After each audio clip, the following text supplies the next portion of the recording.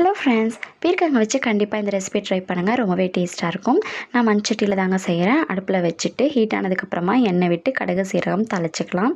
கடுகு சீரகம் நல்லா பொரிஞ்சதுக்கப்புறமா ஒரு பெரிய வெங்காயம், காரத்துக்கேற்ப பச்சை மிளகா சேர்த்துக்குங்க.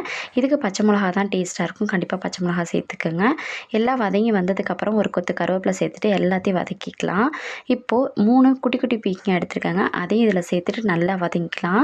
அதுக்கப்புறம் கொஞ்சமாக நல்லா வதங்கினதுக்கப்புறமா தண்ணி விட்டு வேக வச்சுட்டு அது கூட உப்பும் சேர்த்து நல்லா வேக வச்சுக்கோங்க.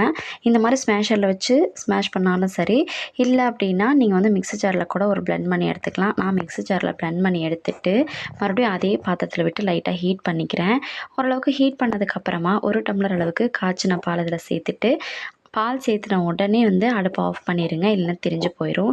டேஸ்ட் வைஸ் செம்மையாக இருக்கும். கண்டிப்பாக ட்ரை பண்ணி பாருங்கள். பிடிச்சிருந்தா ஒரு லைக் பண்ணிட்டு சப்ஸ்கிரைப் பண்ணிட்டு பாருங்கள்.